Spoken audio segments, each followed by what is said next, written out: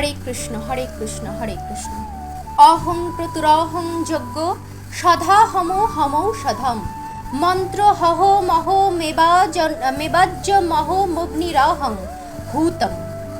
আমি অগ্নিষ্টম আদি শ্রৌত যজ্ঞ, আমি বৈষ্ণুদেব আদি স্মার্ত যজ্ঞ, আমি পিতৃপুরুষদের উদ্দেশ্যে শ্রাদ্ধাদি কর্ম, আমি রোগ নিবারক ভেষজ, আমি মন্ত্র, আমি হোমের ঘৃত, আমি অগ্নি এবং আমি হোমক্রিয়া।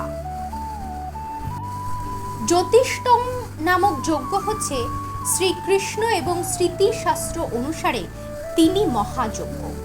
পিতৃলোককে অর্পণ করা হয় যে সধা বা ঘৃতরূপী ঔষধ, তাও শ্রীকৃষ্ণেরই একটি রূপ। এই ক্রিয়াতে উচ্চারিত মন্ত্র হচ্ছে কৃষ্ণ। যজ্ঞে যে সমস্ত দুগ্ধজাত পদার্থ আহুতি দেওয়া হয় তাও শ্রীকৃষ্ণ।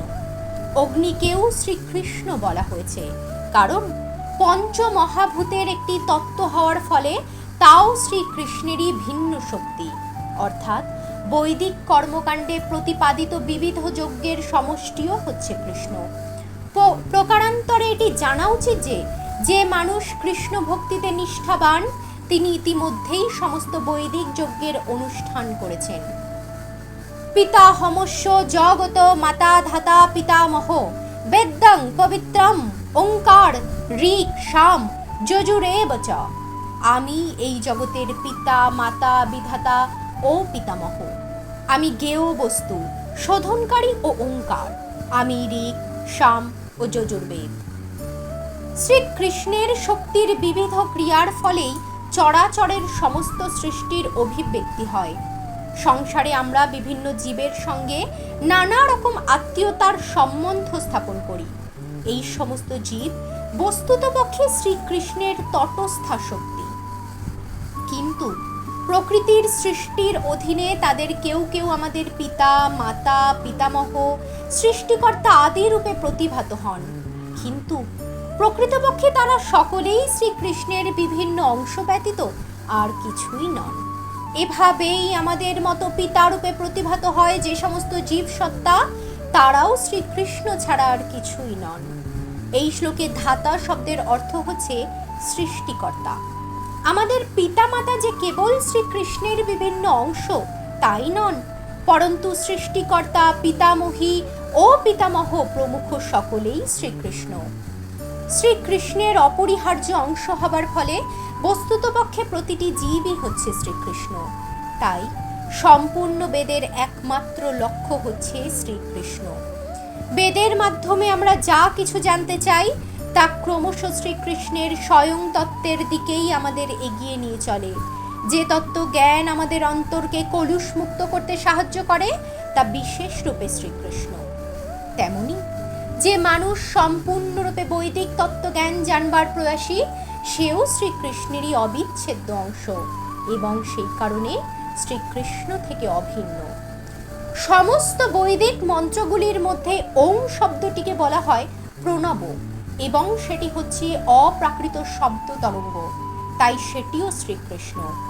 আর যেহেতু ঋক সাম যজু ও অথর্ব এই চার বেদের সমস্ত মন্ত্রের মধ্যে প্রণব বা ওঙ্কার হচ্ছে অত্যন্ত বৈশিষ্ট্যপূর্ণ, তাই বুঝতে হবে সেটিও শ্রীকৃষ্ণ।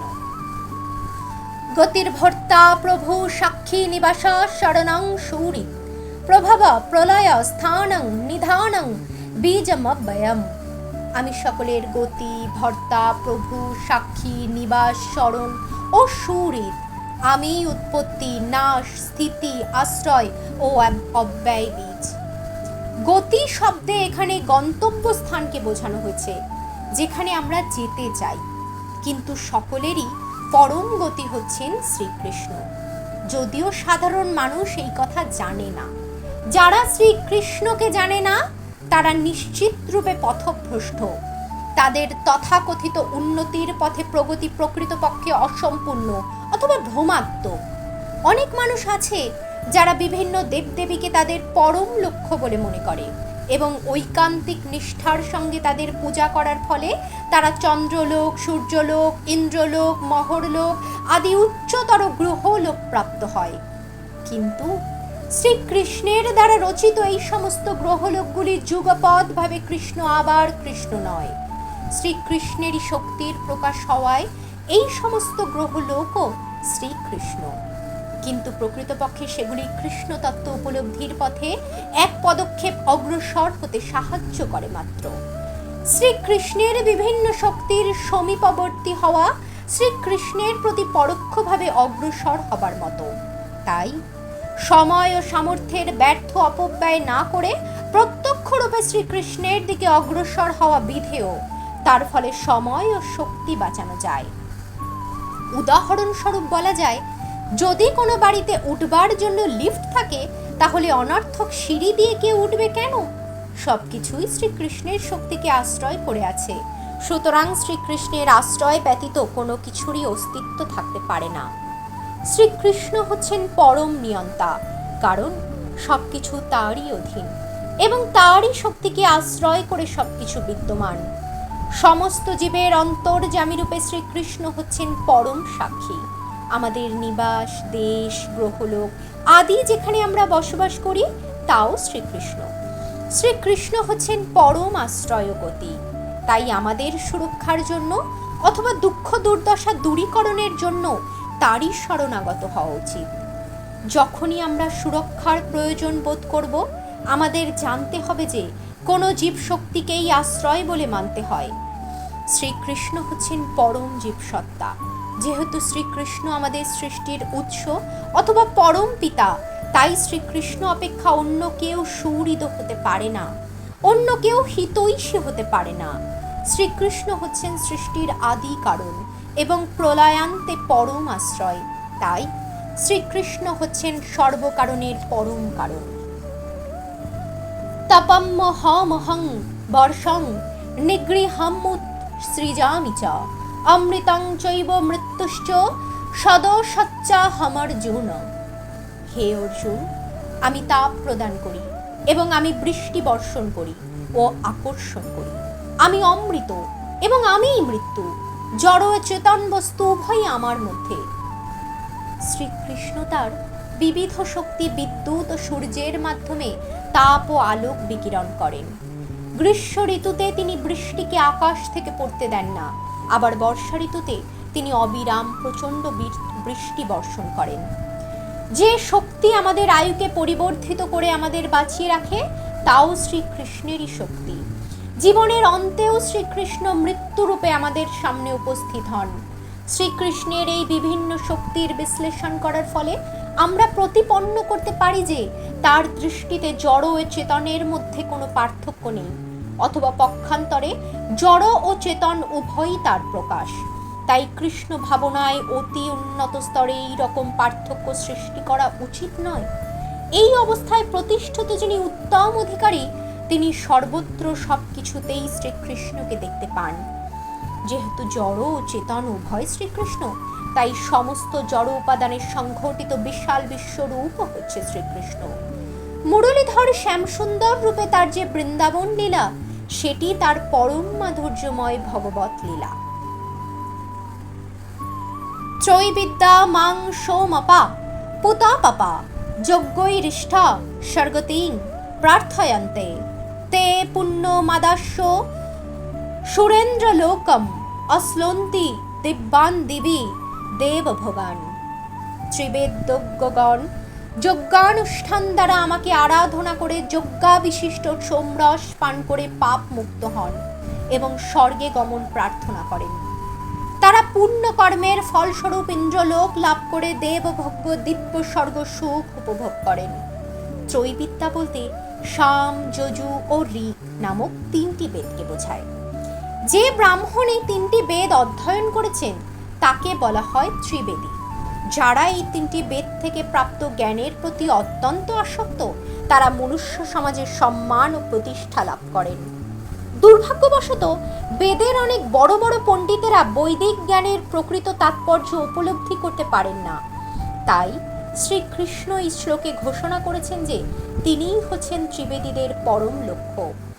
যথার্থ ত্রিবেদী শ্রীকৃষ্ণের চরণারবিন্দের শরণাগত হন এবং তার প্রতি উৎপাদনের জন্য বিশুদ্ধ ভক্তিযোগে নিয়োজিত থাকেন। এই ভক্তিযোগ শুরু হয় হরে কৃষ্ণ মহামন্ত্র কীর্তন ও সেই সঙ্গে কৃষ্ণ তত্ত্ব জানবার প্রচেষ্টা করার মাধ্যমে। দুর্ভাগ্যবশত যে সমস্ত মানুষ কেবল আনুষ্ঠানিকভাবে বেদ অধ্যয়ন করে, তারা ইন্দ্র, চন্দ্র আদি দেবতাদের উদ্দেশ্যে যজ্ঞ করার প্রতি অত্যন্ত আসক্ত হয়। এই প্রকার প্রচেষ্টার দ্বারা এই ধরনের দেবোপাসকেরা নিঃসন্দেহে প্রকৃতির নিকৃষ্ট গুণের দোষ থেকে শুদ্ধ হয়ে স্বর্গলোক, মহরলোক, জ্ঞানলোক, তপলোক আদি উচ্চ লোকে প্রাপ্ত হয়। এই সমস্ত স্বর্গলোকে একবার অধিষ্ঠিত হলে এই জগতের থেকে লক্ষ লক্ষ গুণ বেশি ইন্দ্রিয় তৃপ্তি সাধন করা সম্ভব হয়। তে তং ভুক্তা স্বর্গলোকং বিশালং ক্ষীণে পুণ্যে মর্তলোকং বিশন্তি এবং ত্রৈধর্ম মোপ্রু পন্না গতাগতং কামো কামা লভন্তে। তারা সেই বিশাল স্বর্গসুখ উপভোগ করে পুণ্য ক্ষয় হলে মর্তলোকে ফিরে আসেন। এভাবেই ত্রিবেদোক্ত ধর্মের অনুষ্ঠান করে ইন্দ্রিয় সুখ ভোগের আকাঙ্ক্ষী মানুষেরা সংসারে কেবলমাত্র বারংবার জন্ম মৃত্যু লাভ করে থাকেন। স্বর্গলোকে উন্নীত হবার ফলে জীব তথাকথিত দীর্ঘ জীবন ও ইন্দ্রিয় তৃপ্তির শ্রেষ্ঠ সুযোগ সুবিধা লাভ করে, কিন্তু তারা চিরকাল সেখানে থাকতে পারে না। পুণ্য কর্মফল শেষ হয়ে যাওয়ার পর তাকে আবার এই মর্তলোকে ফিরে আসতে হয়। বেদান্ত সূত্রে নির্দেশিত পুণ্যজ্ঞান জন্মাদ্যস্য যত, যে প্রাপ্ত হয়নি অথবা যে সর্বকারণের পরম কারণ শ্রীকৃষ্ণকে তত্ত্বগতভাবে জানতে পারেনি, সে মানব জীবনের পরম লক্ষ্য থেকে বিচ্যুত হয়েছে।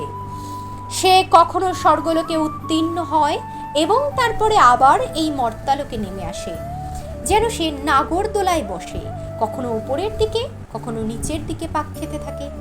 এর তাৎপর্য হচ্ছে যে যেখানে একবার ফিরে গেলে আর নিচে নেমে আসতে হয় না, সেই চিন্ময় জগতে উন্নীত না হয়ে সে কেবলমাত্র উচ্চ নিম্ন লোকে জন্ম মৃত্যুর চক্রে আবর্তন করতে থাকে। তাই মানুষের উচিত চিন্ময় জগৎ প্রাপ্ত হওয়ার চেষ্টা করা, যার ফলে সচ্চিদ আনন্দময় নিত্য জীবন লাভ করা যায় এবং আর কখনো এই দুঃখময় জড়জগতে ফিরে আসতে হয় না। হরে কৃষ্ণ কৃষ্ণ কৃষ্ণ হরে হরে, হরে রাম রাম রাম হরে হরে, হরে কৃষ্ণ কৃষ্ণ কৃষ্ণ হরে হরে, হরে রাম রাম রাম হরে হরে, হরে কৃষ্ণ কৃষ্ণ কৃষ্ণ হরে হরে, হরে রাম রাম রাম